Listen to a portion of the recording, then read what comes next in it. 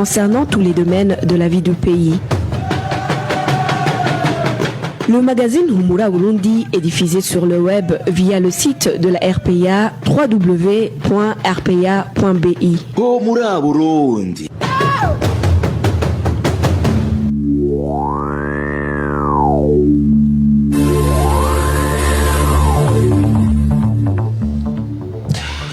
Nous sommes le 22 décembre 2020, le sommaire de cette édition pour démarrer.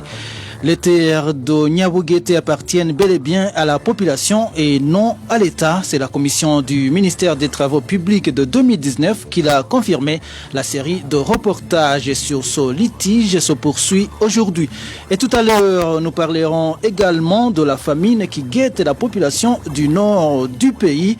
Et au cours de cette édition, il sera également question des cahiers de ménage que certains citadins sont contraints de payer 2 fois à Bujumbura.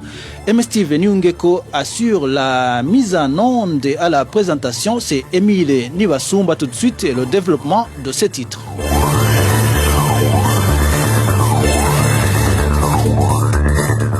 Débutons par la page sécurité. Une femme du nom de Machumi a rendu l'âme à l'hôpital de Ngozi hier soir. La victime avait reçu des coups de bouteille de la part de son mari du nom de Yanzonzo quand elle lui a demandé la ration alimentaire. C'était sur la colline Kaguhu en commune Gasogwe de la province Muyinga. Au chef-lieu de la province Gitega ce dimanche, un homme du nom de Vincent Mvouyekouré a été également poignardé par sa femme au quartier Magarama. La cause de cet assassinat, le mari n'avait pas non plus donné la ration alimentaire à sa femme. Et 5 personnes ont été blessées à la machette ce matin dans le quartier Kizingwe Wihara en commune Kanyosha. Nous sommes dans la mairie de Bujumbura. Les informations recueillies auprès du voisinage des victimes indiquent que les conflits fonciers sont à l'origine de cet acte criminel. Le suspect a immédiatement été interpellé par la police. Le point avec Emmanuel Daishimi.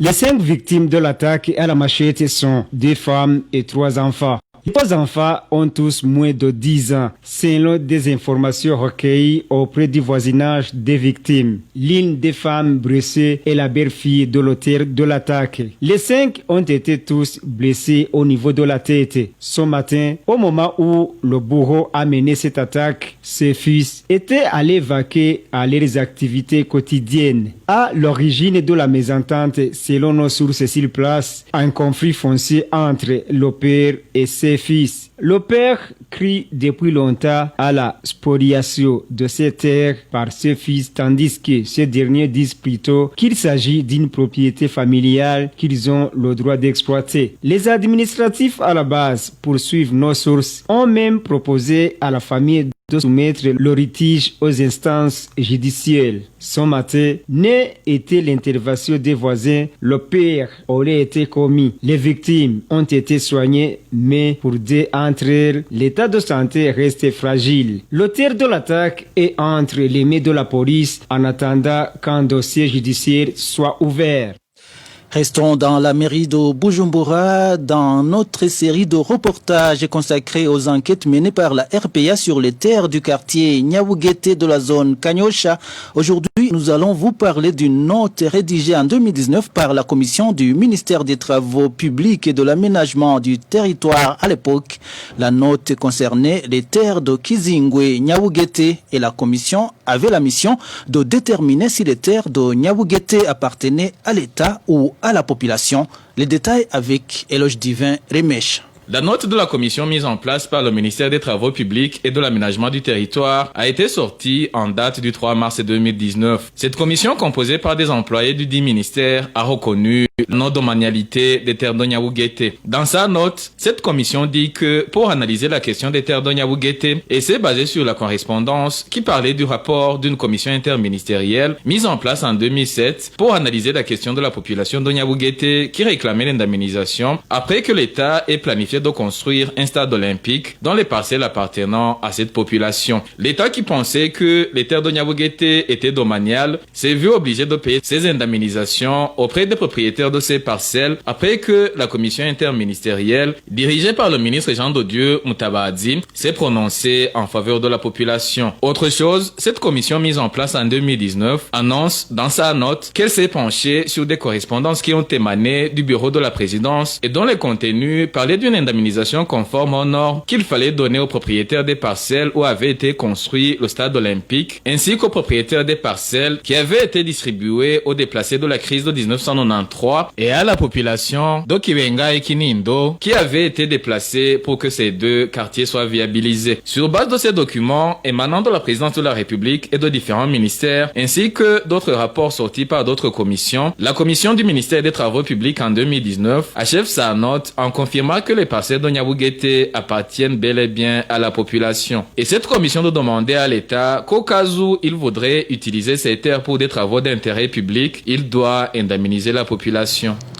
Éloge Divin et Rémi Cha nous parlera d'autres documents qui confirment que ces terres de Niabouguété appartiennent à la population et non à l'État, mais c'est dans notre édition de demain. Rendons-nous à Mwaro à présent. La promesse tenue par les autorités administratives de la zone Rusaka en province Mwaro d'élucider l'arnaque reprochée au chef de colline Chana a finalement été vaine au moment où les plaintes des habitants de cette localité continuent à se multiplier. Cette affaire n'a pas fait l'objet de la réunion de sécurité de ce lundi comme c'était promis. Le point avec Trésor Nyongabo. Dans la cabine technique, on me dit que le son de Trésor Nyongabo n'est pas encore disponible. Parlons de cette affaire des cahiers d'enregistrement des ménages dans la municipalité de Bujumbura. C'est la vente de ces cahiers d'enregistrement des ménages dans la municipalité est une stratégie d'extorquer une population déjà besogneuse. Réaction de Gabriel Rufiri, président de l'Observatoire de la lutte contre la corruption Olicom, qui dénonce la modification et la hausse exagérée des prix de ces cahiers. Suivez plutôt Gabriel Rufiri, le président de l'Olicom. On a bien suivi cette question des cahiers de ménage que la mairie de Bujumbura est en train encore une fois de vendre par force aux citoyens de la mairie de Bujumbura. D'abord, il faut que vous sachiez que ces cahiers ont été vendus la première fois. Après quelques mois, la mairie de Bujumbura a décidé de changer ces cahiers. Et voilà, la troisième fois, ces cahiers viennent d'être changés. Toujours, prix change. Plus si les cahiers changent, plus si le montant change. Donc, d'abord, l'un des signes qui montre que ces cahiers visent seulement des individus qu'au lieu de viser la sécurité. En deuxième lieu, l'Olicom ne comprend pas pourquoi ces cahiers sont exigés seulement à mairie de Bujumbura alors que la sécurité concerne tout le pays. C'est la deuxième raison qui montre que ces cahiers n'ont pas vraiment, comme je le disais tantôt, le volet sécuritaire. En troisième lieu, c'est le changement des prix. Depuis l'introduction de ces cahiers, nous avons vu que le prix change constamment. Là aussi, quand nous regardons le prix, tantôt c'est 2000 francs, tantôt c'est 2500, tantôt c'est 3000. Là aussi, vous comprenez qu'il y a un problème. Donc, pour nous, ces trois raisons montrent en suffisance que le but de ces cahiers n'est pas la sécurité, mais plutôt l'intérêt des individus.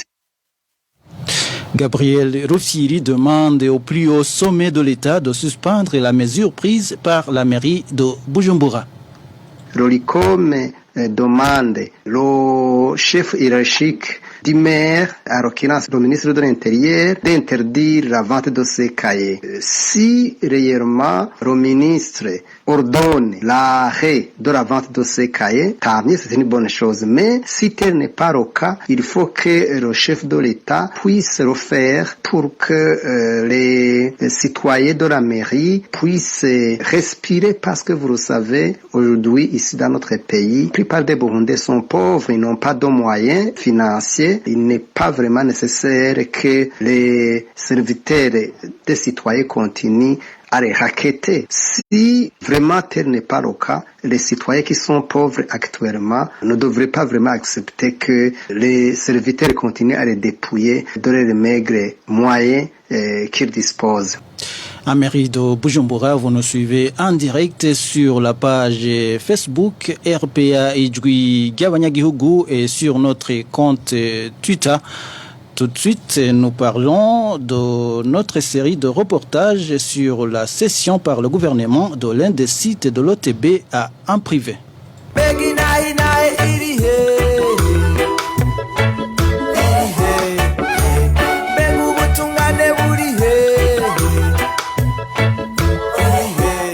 RPA reste solidaire avec les journalistes du groupe de presse Iwachu, Agnès Ndirubusa, Christine Kamikazi, Terence Modenzi et Egide Haririmana, en détention depuis le 22 octobre 2019.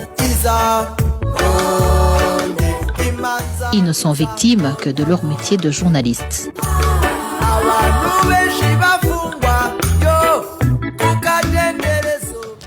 Dans notre série de reportages sur la cession par le gouvernement de l'un des sites de l'OTB à un privé, aujourd'hui nous vous ferons part des astuces utilisées pour arriver à cette fin. Josiane Mouzanez. Comme cela transparaît dans la correspondance que Gabriel Nizigama, chef de cabinet civil à la présidence de la République, a envoyé à la ministre ayant le commerce et l'industrie dans ses attributions, la cession du site de Chamhadzi a été soi-disant motivée par l'incapacité de l'OTB à usiner toute sa production. Un fait qui aurait été remarqué par un commerçant qui aurait lui-même commandité une étude, laquelle étude aurait fini par convaincre le haut sommet, ce que le personnel de l'OTB dit ne pas du tout comprendre, surtout que les experts qui auraient démontré l'incapacité de leur usine ne sont toujours pas connus, en plus du fait que le commerçant en question ignore tout de la filière thé. Mais qu'à cela ne tienne, le fait est que même le ministre de l'Agriculture et de l'Élevage, Deogi Delulema, lui aussi natif de la province Kayanza, serait derrière cette magouille. Selon nos sources au sein du personnel de l'OTB, tout a commencé quand leur ministre de tutelle a sommé à l'OTB de multiplier leur production annuelle en vue de développer ce secteur si capital pour la vie du pays. Une injonction que les responsables de cette usine se sont empressés d'exécuter. Des pépinières furent mises en place et d'autres champs plantés. Mais bizarrement, le gouvernement a tout fait pour leur mettre des bâtons dans les roues, notamment en leur confisquant les terres qu'il avait mis à la disposition de l'OTB à cette fin. La véracité de ces informations a été confirmée ce dimanche par Jacques Wigilimana, directeur général de l'Office du thé du Burundi. Ici, il s'adressait aux autorités qui avaient rehaussé de leur présence les cérémonies de clôture de la semaine dédiée à la culture du thé. C'était à Tora, en commune Mugamba de la province de Bururi. Nous vous demandons d'accorder une suite favorable à notre demande de terres cultivables. Nous sommes prêts à honorer vos exigences, Monsieur le ministre, en ce qui est de multiplier par 3 notre rendement annuel. Les pépinières sont là, de même que des experts en la matière, sans oublier une main-d'œuvre qualifiée. Le seul problème qui reste est celui des terrains. Et laissez-moi vous informer d'une chose qui nous a beaucoup ennuyés. En effet, le gouvernement nous a repris les terrains qu'il nous avait prêtés pour la culture du thé. Les terres en question sont à Buhoro. Alors, messieurs le vice-président de la République et ministre de l'Agriculture, de grâce, cédez-nous ces terres afin qu'on puisse améliorer notre rendement. Comme je vous l'ai dit, les pépinières sont là et nous sommes fin prêts.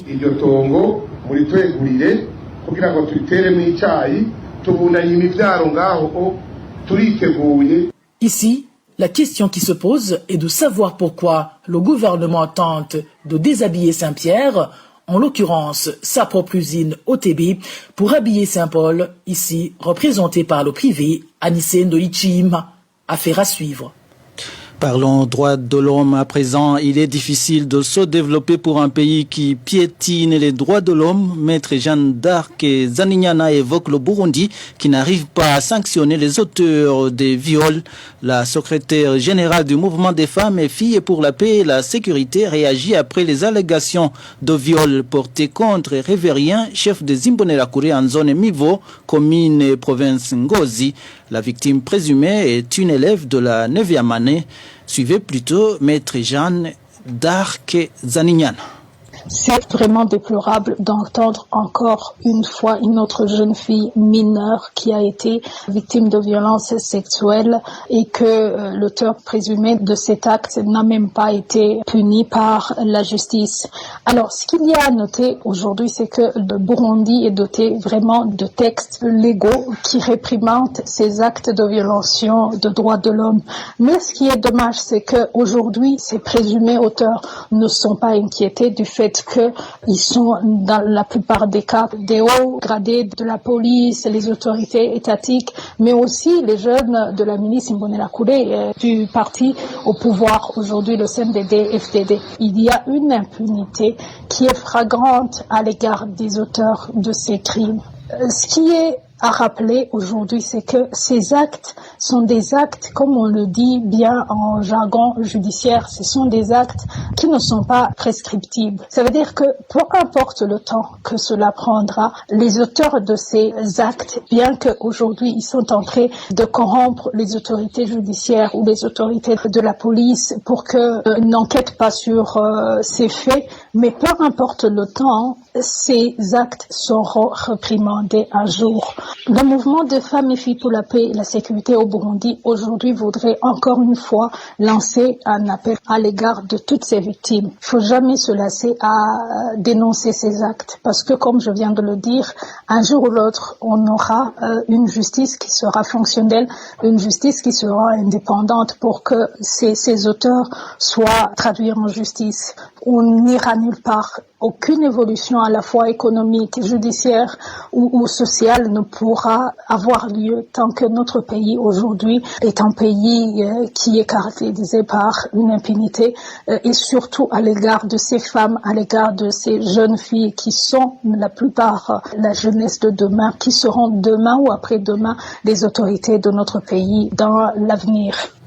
Maître Jeanne d'Arc et Zaninyana, c'est la secrétaire générale du mouvement des femmes et filles pour la paix et la sécurité. Une courte pause et nous parlons des Nations Unies qui alertent sur la saison culturelle prochaine qui risque d'être mauvaise au Burundi. La saison culturelle 2021A risque d'être moins bonne. Confirmation des rapports de l'OCHA et du PAM à travers son programme VAM, analyse de la sécurité alimentaire. Cette situation pourrait, selon ces organisations onusiennes, accroître le nombre de personnes en insécurité alimentaire. La période concernée pourrait s'étendre jusqu'en septembre 2021, janvier Ninina Hatsui. Dans son rapport publié le 18 décembre dernier, OCHA, Office de coordination des aides humanitaires, indique que la dernière analyse du cadre de classification de la sécurité alimentaire effectuée au 3e trimestre de l'an 2020, plus d'1 million de personnes sont en situation de crise et d'urgence, les phases 3 et 4 de l'IPC. Depuis cette analyse, indique OCHA, la situation de la sécurité alimentaire a été impactée par les phénomènes des catastrophes naturelles sur les principales cultures. Pour l'OCHA, certaines estimations portent à croire que le nombre de personnes en situation d'insécurité alimentaire pourrait sensiblement augmenter à partir du mois de janvier 2021. Cette organisation onusienne ajoute que cela est étayé par le retard dans l'OCMI. Il a débuté fin novembre dans plusieurs régions. Dans son rapport, OCHA explique que le prolongement de la saison culturelle de 2020B a occasionné un chevauchement des saisons culturelles. Pour sa part, Le Programme alimentaire mondial PAM annonce dans son rapport publié le 21 décembre que les récoltes de la saison 2021A pourraient être compromises par le déficit hydrique qui a déjà occasionné le retard dans la mise en place de la saison culturelle. Une situation observable selon le rapport, surtout dans les zones des dépressions Mosso, Bugesera et Imbo. Pour le PAM, à travers son programme Analyse de la sécurité alimentaire VAM, la persistance du risque de résurgence de la chenille légionnaire profitant du déficit hydrique, des cas sporadiques d'alerte ont été déjà signalés à Kirundo et à Bubanza. Entre-temps, la population des provinces Kirundo, justement, et Muyinga est gangrénée par la famine et la pauvreté. Une famine consécutive et à un grand soleil qui a duré longtemps sur une certaine étendue de la région. Des champs de culture ont été endommagés, d'où une récolte médiocre. Plusieurs ménages vivent actuellement des tâches journalières. Le point avec Balthazar Mibour. Certains habitants des provinces Kirundo et Muyinga qui se sont entretenus avec la RPA manifestent une famine à laquelle il faut face. Et cela en plus de l'extrême pauvreté qui mène les ménages. Un grand soleil qui s'est abattu sur la région du nord du pays pendant une longue période en est la cause. Toutes sortes de cultures asséchées et il n'y a pas eu de récolte. Les communes les plus touchées sont Kirundo et Busoni en province Kirundo et Giterani en province Muyinga, racontent ce citoyen.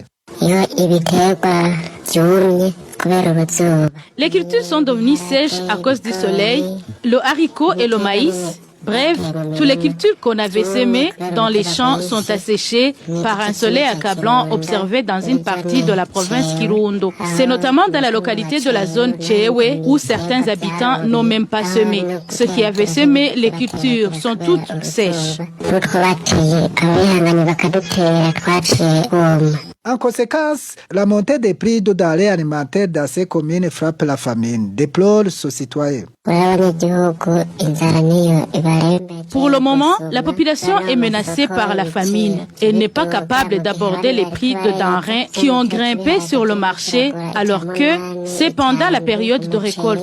Le haricot s'achète entre 1700 et 1800. Le prix du riz varie également entre 1700 et 1800. Plusieurs ménages des communes si haut citées survivent aujourd'hui grâce aux différentes tâches qu'ils accomplissent dans les communes qui n'ont pas été touchées par trop de soleil. Contactés par la RPA pour savoir ce qu'ils envisagent de faire pour venir en aide à leurs sujets en détresse, les gouverneurs des provinces Kirundo et Muyinga, respectivement Albert Atungimana et Jean-Claude Barutwanayo, nous ont accroché au nez après une brève présentation. Et parlons de la pandémie mondiale. Pour clore cette édition, la mise en quarantaine pendant 3 jours pour chaque voyageur qui entre au Burundi est l'un des gestes barrières prises par le ministère de la Santé publique dans le but de lutter contre la propagation de la Covid-19. Une mesure prise depuis la réouverture de l'aéroport international Melchior Ndadaye, une mesure qui n'est pas pourtant appliquée pour tous les voyageurs. Le point avec Walter Kwitzer.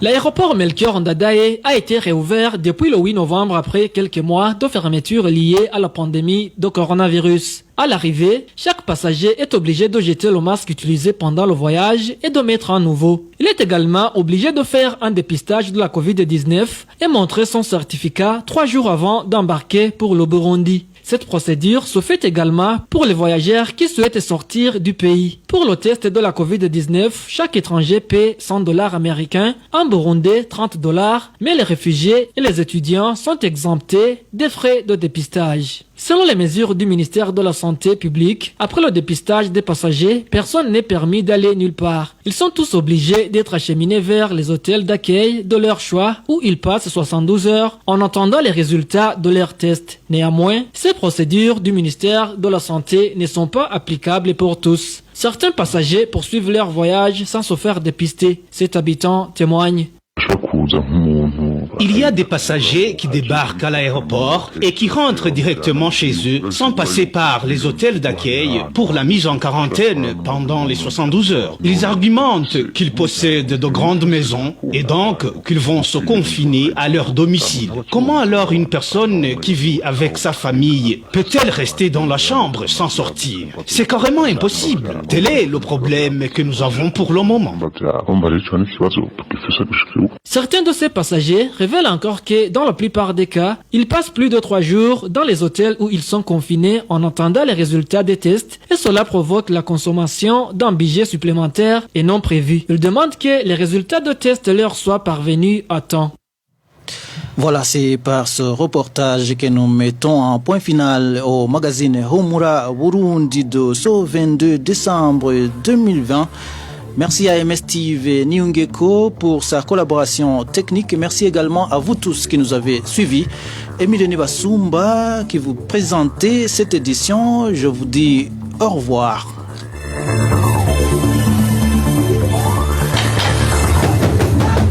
C'était le magazine Humura Burundi.